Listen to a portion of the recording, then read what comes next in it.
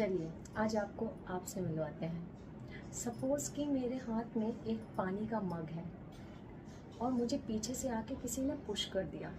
क्या गिरेगा? पानी गिरेगा डेफिनेटली, क्योंकि उसमें पानी है।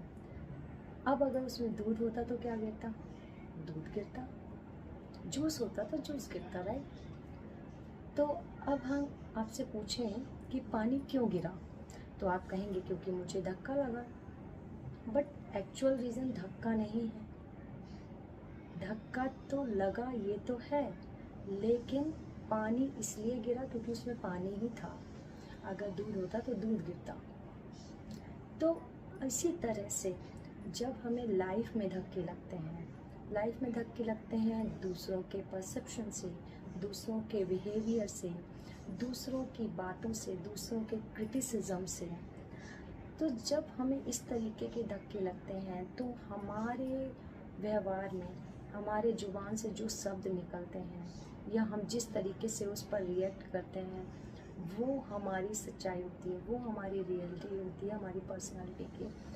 जैसे अगर आपको किसी ने व्यवहार में के थ्रू धक्का दिया तो आपके अंदर अगर एंगर होगा, एंगर निकलेगा। आपके अंदर अगर लव होगा तो लव निकलेगा। आपके अंदर अगर पेशेंस होगा तो you will show the patience. ठीक है ना? तो हम जब हमारे लाइफ में कोई ऐसी सिचुएशन आती है और उसमें हम जिस तरीके से रिएक्ट करते हैं, वो इसलिए नहीं कि बाहरी सिचुएशन ऐसी थी तो हमने ऐसे रिएक्ट किया या एक्ट किया। वो हमारा अंतर मन की कहानी है। हम इंटरनली कैसे हैं वही हम दूसरों को दे पाते हैं, वही हमारे व्यवहार में रिफ्लेक्ट होता है।